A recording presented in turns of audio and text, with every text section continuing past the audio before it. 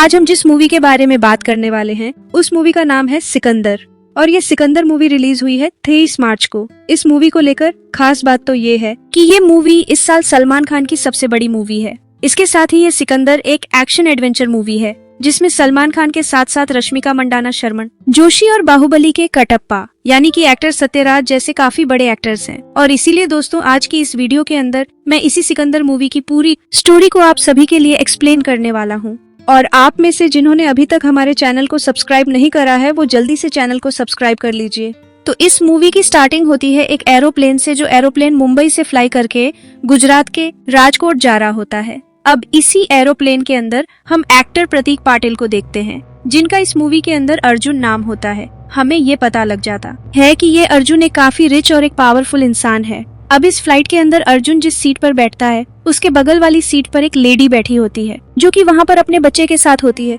लेकिन जब अर्जुन उस लेडी को देखता है तब उसे ये याद आता है कि उस लेडी को उसने शायद से कहीं पर देखा हुआ है। और इसलिए जब उस लेडी के बारे में वो अपने फोन में सर्च करता है तब जाकर उसे ये पता लगता है कि उसके बगल में बैठी हुई लेडी आज से काफी साल पहले एडल्ट मूवीज के अंदर काम करती थी। और फिर इसीलिए जैसे अर्जुन इस बात को जानता है वैसे ही वो इस बात को बताकर उस लेडी को हैरेस करने लगता है एंड उसके साथ काफी बदतमीजी करता है। लेकिन फिर दोस्तों यहीं पर ही एंट्री होती है मूवी के मेन एक्टर सलमान खान की, जिनका इस मूवी के अंदर नाम होता है संजय राजकोट। असल में सलमान खान यानी कि संजय राजकोट भी इसी प्लेन में ट्रेवल कर रहा होता है। और इसीलिए जब वो अर्जुन को लेडी को छेड़ते हुए देखता है तब वो सीधा अर्जुन के पास आता है एंड उसे बहुत बुरी तरह से पीटता है। साथ ही जब अर्जुन के गार्ड्स आते हैं तो संजय राजकोट उन गार्ड्स को भी पीटता है। अब इसके बाद ही सीन शिफ्ट होता है और अगले सीन के अंदर हम साउथ एक्टर सत्यराज को देखते हैं जो कि इस मूवी के अंदर मुंबई शहर के काफी बड़े मिनिस्टर हैं। अब यहाँ पर हम ये देखते हैं कि सत्यराज को अपने बेटे अर्जुन से काफी ज्यादा प्यार होता है और इसीलिए जैसे ही उसे पता चला होता है कि एक उड़ती हुई प्लेन में उसके बेटे को किसी ने पीट दिया है, ये बात सुनकर उसे बहुत ज्यादा गुस्सा आता है। इसीलिए वो अपने आदमियों को ये ऑर्डर्स देता है कि वो लोग सीधा हरियाणा के एक इंस्पेक्टर से, जिसका नाम इंस्पेक्टर प्रकाश है, उससे कांटेक्ट करे। उस इंस्पेक्टर से ये कहे कि जिसने भी उसके बेटे को मारा वो उसे पकड़कर जान से मार दे, क्योंकि कोई आदमी उसके बेटे पर हाथ उठाए इस बात को वो बिल्कुल भी बर्दाश्त नहीं करेगा। अब दोस्तों इसके अगले सीन में हम सीधा हरियाणा के उसी इंस्पेक्टर को देखते हैं जिसका नाम इंस्पेक्टर प्रकाश है। और यहाँ पर इंस्पेक्टर प्रकाश को जैसे मिनिस्टर के ऑर्डर्स मिलते हैं वैसे ही वो अपने पुलिस स्टेशन के अंदर से जल्दी से एरोप्लेन के पैसेंजर्स की डिटेल्स निकालता है, जिसके बाद ही उसे पता चल जाता है कि मिनिस्टर के बेटे अर्जुन को पीटने वाला और कोई नहीं बल्कि संजय राजकोट है। और फिर संजय राजकोट का नाम पता चलते ही वो जल्दी से उसका एड्रेस निकालता है, जो एड्रेस गुजरात के राजकोट शहर का होता है। और फिर इसीलिए वो इंस्पेक्टर अपनी टीम लेता है और सीधे राजकोट जाता है। राजकोट पहुंचने के बाद वो ये देखता है कि जहाँ का उसके पास एड्रेस है वो असल में एक महल है। और उस महल के अंदर जाने के बाद उसे पता लगता है कि असल में सलमान खान यानी कि संजय राजकोट कोई छोटा आदमी नहीं है बल्कि वो इस पूरे राजकोट शहर का राजा है और ये पूरा का पूरा महल भी उसी का है। इसके साथ ही उसने राजकोट शहर के अंदर काफी सारे भले काम किए हैं, इसलिए पूरे राजकोट की जनता भी उससे बहुत प्यार करती है। लेकिन अब क्योंकि इंस्पेक्टर प्रकाश को संजय राजकोट को अरेस्ट करना होता है, इसीलिए वो इन सारी बातों को इग्नोर करता है और सीधा महल के अंदर चला जाता है। अंदर आकर उसकी मुलाकात संजय राजकोट की वाइफ से होती है यानी कि इस महल की रानी से। और यहाँ हमें पता लगता है कि संजय राजकोट की वाइफ और कोई नहीं बल्कि एक्ट्रेस रश्मिका मंडाना है, जिनका नाम मूवी के अंदर सायश्री होता है। यहाँ पर इंस्पेक्टर प्रकाश यहाँ की रानी से कहता है कि वो उनके पति को यानी कि यहाँ के राजा संजय राजकोट को अरेस्ट करने आए हैं। यह बात सुनकर सायश्री उससे कहती है कि संजय राजकोट को पहले से ही पता चल चुका था कि वो लोग उसे अरेस्ट करने आए हैं और इसीलिए वो इंस्पेक्टर प्रकाश की आसानी के लिए पास के पुलिस स्टेशन में चले गए हैं। ये बात सुनकर इंस्पेक्टर प्रकाश अपनी टीम लेकर वापस निकलने जाता है, बट वो जैसे ही अपनी टीम के साथ महल से बाहर निकलता है वैसे ही वो ये देखता है कि संजय राजकोट के महल के बाहर पूरे राजकोट की जनता खड़ी है और जिन पुलिस की गाड़ियों से वो लोग यहाँ पर आए थे उन सारी गाड़ियों को जनता ने तोड़ दिया है। और यह सब इसीलिए क्योंकि यहाँ की सारी जनता अपने राजा संजय राजकोट से बहुत प्यार करती है, जिस वजह से वो लोग उसे अरेस्ट होता हुआ नहीं देख सकते हैं। अब ये सारी चीजें देखकर इंस्पेक्टर प्रकाश के साथ ही काफी डर जाते हैं, लेकिन ये देखकर सायश्री उन पुलिस वालों को अपनी गाड़ी देती है और अपनी गाड़ी के जरिए सभी पुलिस वालों को पुलिस स्टेशन पहुंचा देती है। पुलिस स्टेशन आने के बाद ही इंस्पेक्टर प्रकाश ये देखता है कि संजय राजकोट पहले से ही पुलिस स्टेशन में बैठा है, लेकिन उसी पुलिस स्टेशन के अंदर उसके बहुत सारे सीनियर्स भी आए होते हैं उसके सारे पुलिस सीनियर्स उसे ये समझाते हैं कि इंस्पेक्टर प्रकाश ने संजय राजकोट के घर जाकर बहुत बड़ी गलती की है, क्योंकि संजय राजकोट इस पूरे राजकोट का राजा, इसीलिए बिना पूछे उसके महल के अंदर जाना ये कोई छोटी बात नहीं है। और इसीलिए वो लोग उसे समझा रहे हैं कि इंस्पेक्टर प्रकाश ऐसी गलती दोबारा ना करे। अब इसके बाद ही संजय राजकोट को यहाँ से जाने दिया जाता है, लेकिन जाने से पहले इंस्पेक्टर प्रकाश संजय राजकोट से कहता है कि संजय राजकोट ने मुंबई के बहुत ही बड़े मिनिस्टर के बेटे को मारा है और उसके पास डायरेक्ट मिनिस्टर के ऑर्डर्स हैं। इसीलिए आज तो वो संजय राजकोट को यहाँ से जाने दे रहा है, लेकिन आज नहीं तो कल वो उसे जान से मार के रहेगा। लेकिन यहाँ पर संजय राजकोट इंस्पेक्टर की बात को इग्नोर करता है और वो वहाँ से चला जाता है। हालांकि दोस्तों यहीं पर हम ये देखते हैं कि संजय राजकोट के कई सारे साथी भी होते हैं जो कि बेसिकली संजय राजकोट के गार्ड्स होते हैं। सब में ही वहाँ पर शर्मन जोशी भी होता है, जिसका मूवी के अंदर नाम अमर होता है। और ये अमर यानी कि शर्मन जोशी संजय राजकोट का सबसे करीबी गार्ड होता है और संजय राजकोट भी अमर को अपने दोस्त की तरह ट्रीट करता है। लेकिन दोस्तों अब इन सब के बाद ही हम ये देखते हैं कि संजय राजकोट का कुछ ना बिगाड़ पाने की वजह से इंस्पेक्टर प्रकाश को काफी गुस्सा आता है। और अब क्योंकि वो पुलिस की पावर से संजय राजकोट का कुछ नहीं कर सकता था, इसीलिए वो संजय राजकोट को मारने के लिए कई सारे गुंडे हार करता है। उन्हें संजय राजकोट को मारने के लिए छोड़ देता है। अब इसी रात को हम ये देखते हैं कि संजय राजकोट को गांव की एक शादी में जाना पड़ता है और इस शादी में संजय अपनी वाइफ साई अमर और अपने बाकी गार्ड्स के साथ आया होता है। लेकिन इसी टाइम पर पुलिस स्टेशन से एक दूसरे पुलिस वाले का सायश्री को फोन आता है, जो कि चुपके से सायश्री को ये बता देता है कि संजय राजकोट की यानी कि राजा साहब की जान खतरे में है और आज रात को कई सारे गुंडे उस पर हमला करने आएंगे। दोस्तों यहाँ पर हम ये देखते हैं कि सायश्री यानी कि संजय राजकोट की वाइफ अपने पति से बहुत प्यार करती है और इसीलिए जैसी उसे बात पता लगती है वैसी से अमर को इन्फॉर्म करती है, उसे ये सारी बात बताती है। लेकिन वो दोनों आपस में बात करते हैं कि उन दोनों में से कोई भी संजय को ये बात नहीं बताएगा, क्योंकि अगर संजय को ये बात पता लगी तो वो गुंडों से खुद ही लड़ने चला जाएगा। इतने में हम ये देखते हैं कि संजय राजकोट की कार को बहुत सारे गुंडे घेर लेते हैं, लेकिन यहाँ पर संजय राजकोट इन सारे गुंडों का अकेले सामना करता है और वो अकेले उन सबको बीट कर देता है। लेकिन दोस्तों अब इन सब के बाद ही हम ये देखते हैं कि पंजाब स्टेट के अंदर कई सारे टेररिस्ट मिलकर एक बहुत ही बड़ा ब्लास्ट कर देते हैं और उस ब्लास्ट के अंदर बहुत सारे लोग मारे जाते हैं। इसके बाद ही हम महल के अंदर सायश को देखते हैं, जो कि अपना प्रेगनेंसी टेस्ट करती है जिसमें वो प्रेग्नेंट होती है और इसीलिए वो अपनी प्रेगनेंसी की बात बताने के लिए सीधा संजय के पास आती है। लेकिन वो ये बात संजय को बताती कि उससे पहले ही हम ये देखते हैं कि महल के अंदर संजय से मिलने को आता है, जो कि बहुत जोर जोर से चिल्लाते हुए रो रहा होता है। हमें ये पता लगता है कि संजय राजकोट जो कि राजकोट का राजा है, उसके पास कई सारी बारूद की खदानें भी हैं और ये आदमी जो यहाँ पर रो रहा है वो उन्हीं खदानों का मैनेजर है। संजय राजकोट अपने बारूद के खदान के मैनेजर से पूछता है कि आखिर का वो रो क्यों रहा है, जिस पर वो मैनेजर संजय को ही बताता है कि असल में आज से कई दिन पहले कुछ आदमी उसके पास आए थे और उन्होंने खदान के अंदर से उससे 50 किलो बारूद मांगा था, जिसके लिए उन्होंने उसे RS लाख दिए थे और उसी 2 लाख के लालच में उसने 50 किलो बारूद उन्हें बेच दिया था और यह बात उसने संजय राजकोट से छुपा कर रखी थी। अब संजय जैसे इस बात को सुनता है वैसे ही वो ये समझ जाता है कि अभी कुछ टाइम पहले पंजाब में जो आतंकवादी ब्लास्ट हुआ है वो उन्हीं आतंकवादियों ने किया होगा जिन्होंने उसके मैनेजर से 50 किलो बारूद खरीदा था। कहता है कि अब उसे कोर्ट में गवाही देनी होगी और अपनी इस बात को मानना पड़ेगा, जिसके लिए वो मैनेजर भी राजी हो जाता है। लेकिन दोस्तों इसी टाइम पर सायश्री को फोन आता है और ये फोन पुलिस स्टेशन के उसी पुलिस वाले का होता है जिसने उसे पहले भी अलर्ट किया था और ये पुलिस वाला सायश्री को ये बताता है कि असल में ये पूरे ब्लास्ट वाली बात इंस्पेक्टर प्रकाश भी जान चुका है और इसलिए उसने कई सारे गुंडे भेजे हैं ताकि वो गुंडे मैनेजर को मार दे, ताकि वो मैनेजर कोर्ट में गवाही ना दे पाए। और अगर एक बार मैनेजर ही मर गया तो फिर ये बात साबित हो जाएगी कि पंजाब में होने वाले ब्लास्ट के पीछे और कोई नहीं बल्कि संजय राजकोट है, क्योंकि दोस्तों जिस बारूद के खदान से 50 किलो बारूद बेचा गया था वो बारूद का खदान तो संजय राजकोट का ही था। लेकिन यहाँ पर हम ये देखते हैं कि सायश्री जैसे इस बात को जानती है वैसे वो जल्दी से इस बात को संजय को बताती है, जिसके बाद ही संजय जल्दी से मैनेजर को बचाने जाता है। मैनेजर के पास पहुंचकर संजय देखता है कि उस पर कई सारे गुंडों ने हमला कर दिया है, लेकिन संजय राजकोट अकेले उन सारे गुंडों को बीट कर देता है। लेकिन दोस्तों संजय राजकोट को देखने के लिए पीछे से उसकी वाइफ सायश्री अमर और कई सारे लोग भी आते हैं वहाँ पहुंचकर वो लोग ये देखते हैं कि संजय ने सारे गुंडों को बीट कर दिया है। लेकिन दोस्तों वहाँ पर उन गुंडों ने छोटा सा बम लगा दिया था और इसीलिए वो बम ब्लास्ट हो जाता है। लेकिन अब क्योंकि वो लोग बम से काफी दूर होते हैं, इसलिए बम की वजह से किसी की जान तो नहीं जाती, लेकिन उस बम के छर्रे सायश्री की बॉडी में घुस जाते हैं, जिस वजह से सायश्री काफी ज्यादा इंजर्ड हो जाती है और इसलिए उसे जल्दी से हॉस्पिटल ले जाया जाता है। लेकिन हॉस्पिटल जाने से पहले वो अपने पति संजय से कहती है कि अभी के टाइम पर इस मैनेजर की जान खतरे में है और इसीलिए वो संजय से कहती है कि वो जल्दी से इसे लेकर किसी खुफिया जगह पर छुप जाए और जब 2 दिन बाद कोर्ट्स खुलेंगे तो सीधा इसे कोर्ट लेकर जाए ताकि ये वहाँ पर अपनी गवाही दे सके। और फिर ये बोलने के बाद ही सायश्री को हॉस्पिटल ले जाया जाता है।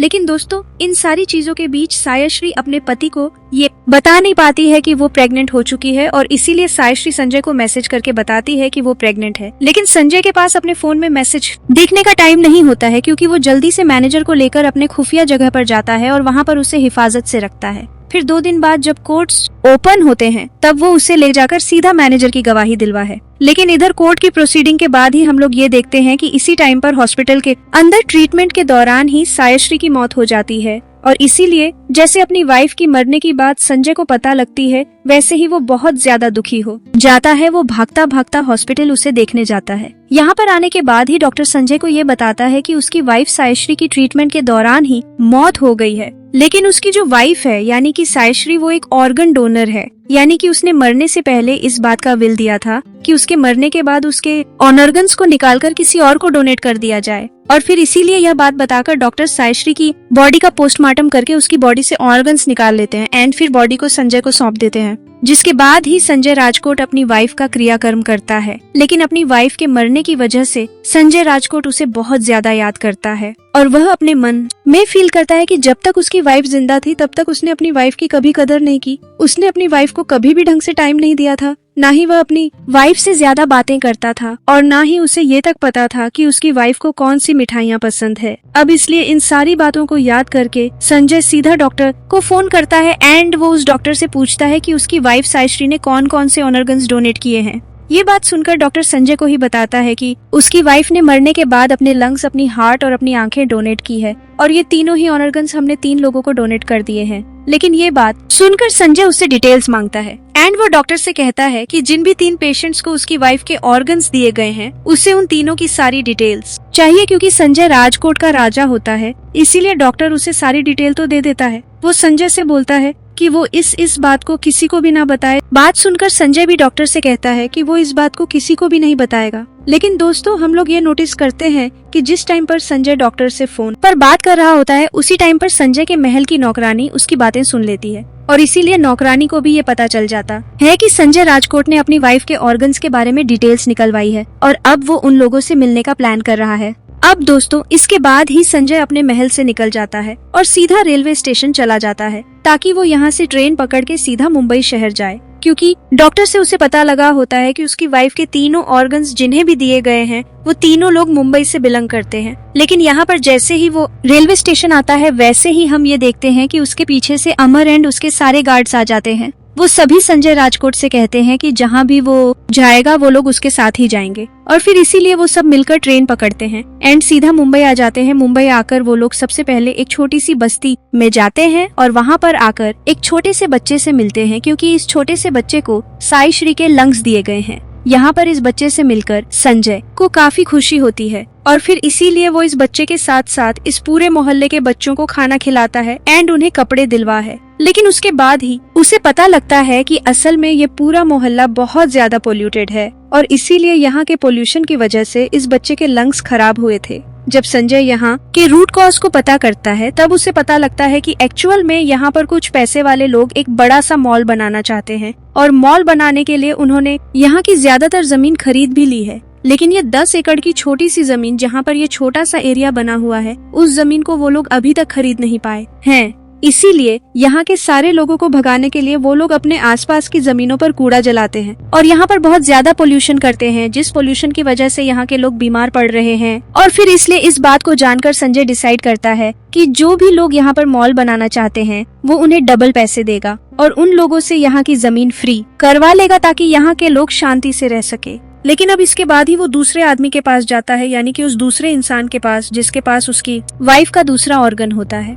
दूसरे घर में आने के बाद हमें ये पता लगता है कि ये घर असल में एक साउथ इंडियन फैमिली का घर है और इस घर की जो बहू है उसे साई श्री की आंखें दी गई हैं। दोस्तों, यहाँ पर हमें पता लगता है कि इस घर की बहू और कोई नहीं बल्कि साउथ के एक्ट्रेस काजल अग्रवाल है और इससे ही साई श्री की आंखें मिली है। हालांकि यहाँ फैमिली से मिलने के बाद संजय को ये पता लगता है कि असल में इस फैमिली ने अपनी बहू की जो आंखों का ऑपरेशन करवाया है उसके लिए बहू को अपने गहने गिरवी रखने पड़े हैं और इसलिए यह बात जानकर संजय उस फैमिली की हेल्प करता है एंड वो गहने उन्हें वापस दिलवा देता है। और फिर इसके बाद वो सीधा जाकर तीसरी फैमिली से मिलता है, जिस फैमिली में एक 19 से 20 साल की लड़की को साई श्री का हार्ट दिया गया है, क्योंकि उस लड़की का हार्ट काफी ज्यादा कमजोर था, इसलिए ऑपरेशन करके उसकी बॉडी में साई श्री का हार्ट डाला गया है और इसीलिए संजय यहाँ पर हॉस्पिटल में उससे मिलने आता है। लेकिन यह हॉस्पिटल आकर उसे पता लगता है कि जिस लड़की को उसकी वाइफ का हार्ट दिया गया है उसकी दिल की धड़कनें अभी भी काफी स्लो है एंड इसलिए डॉक्टर्स ने उसे ऑब्जर्वेशन में रखा है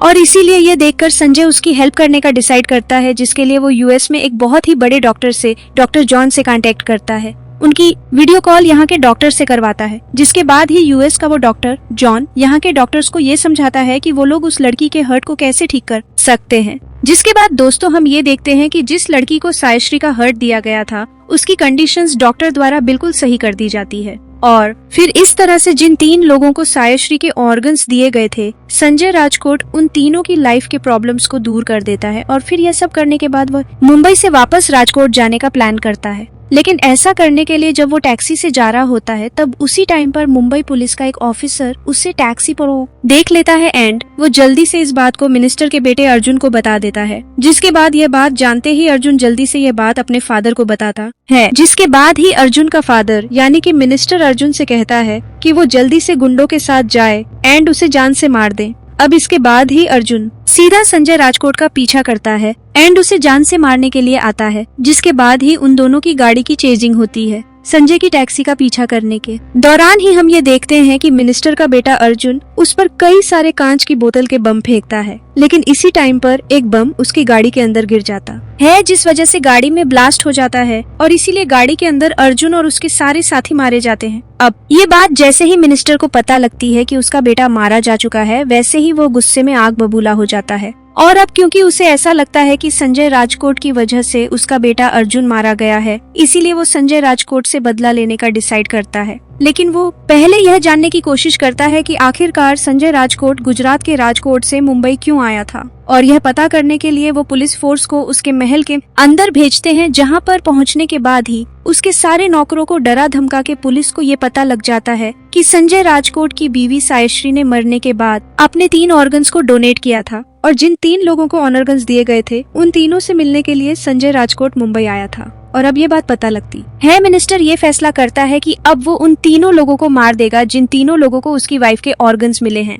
अब ऐसा करने के लिए वो सबसे पहले संजय को फोन करता है और उसे कहता है कि उसे पता चल चुका है कि वो मुंबई इसीलिए आया था ताकि वो उन तीनों लोगों से मिल सके जिन 3 लोगों को उसकी मरी वाइफ के ऑर्गन्स मिले हैं। लेकिन अब क्योंकि उस संजय की वजह से उसका बेटा मरा है, इसीलिए बदला लेने के लिए अब वो उन तीनों लोगों को मार देगा जिन 3 लोगों की बॉडी में उसकी वाइफ के ऑर्गन्स हैं। ये बात सुनकर संजय मिनिस्टर को ये समझाता है कि उसके बेटे के साथ जो भी हुआ वो एक एक्सीडेंट था, उसके बेटे को मारने में उसका कोई हाथ नहीं है और इसीलिए मिनिस्टर जो करना चाहता है वो वैसा बिल्कुल भी ना करे। लेकिन हम ये देखते हैं कि मिनिस्टर संजय की बात नहीं सुनता है। वो संजय से कहता है कि वो उन 3 लोगों को मार के ही रहेगा। जो बात सुनकर संजय को भी गुस्सा आता है। वो मिनिस्टर से कहता है कि मिनिस्टर जो चाहे वो कर ले, वो भी उन तीनों लोगों को मरने नहीं देगा। और अब वैसे तो वो मुंबई से राजकोट के लिए निकल चुका है, लेकिन अब वो मिनिस्टर के लिए मुंबई वापस आ रहा है। लेकिन दोस्तों, जब संजय राजकोट मुंबई वापस आता है तब वो ये देखता है कि जिन तीनों की लाइफ को वो सुधार कर आया था उनके साथ फिर से प्रॉब्लम्स आ रही हैं। सबसे पहले वो छोटा बच्चा जिसे साई श्री ने अपने लंग्स दिए थे, उसकी गंदगी में सांस लेने की वजह से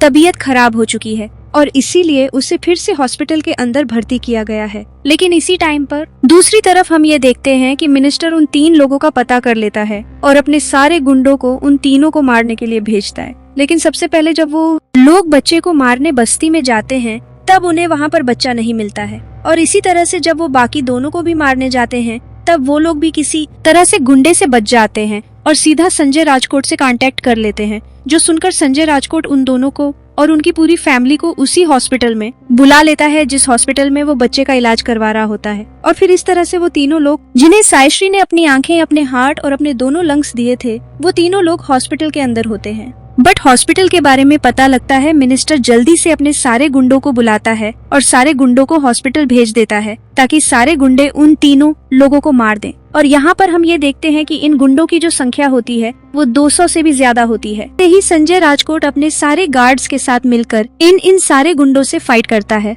और एक एक करके इन सारे गुंडों को ढेर कर देता। इसी टाइम पर मिनिस्टर ने उस डॉक्टर जॉन को भी इंडिया पहुँचने से रोक दिया होता है, क्योंकि जैसे ही वो फ्लाइट लैंड करके मुंबई एयरपोर्ट पर पहुंचा होता है, वैसे ही मिनिस्टर ने पावर का यूज करके डॉक्टर जॉन को वहां पर डिटेन करवा दिया होता है। लेकिन ये बात जानने के बाद ही संजय राजकोट सीधा दिल्ली में इंडियन पीएम को फोन करता है और उनकी अप्रोच लगा के डॉक्टर जॉन को एयरपोर्ट से बाहर निकलवा लेता है, जिसके बाद डॉक्टर जॉन भी जल्दी से हॉस्पिटल आता है एंड बच्चे का इलाज कर देता है। अब ये सब करने के बाद ही संजय राजकोट उन तीनों लोगों को तो बचा लेता है जिन 3 लोगों के पास उसकी वाइफ के ओरियंस हैं। लेकिन ये सब देखने की वजह से उसे मिनिस्टर पर बहुत ज्यादा गुस्सा आता है और इसीलिए वो ये डिसाइड करता है कि अगर उसे इस दुश्मनी को खत्म करना है और इन तीनों लोगों की जान बचानी है तो अब उसे मिनिस्टर को रास्ते से हटाना पड़ेगा। और फिर इसीलिए यह तय करने के बाद ही वो सीधा उस मिनिस्टर के घर जाता है एंड उसके सारे गार्ड्स को पीट करके उसके रूम में घुस जाता है और फिर वो मिनिस्टर को पंच मार मार के उसे बेजान से मार देता है,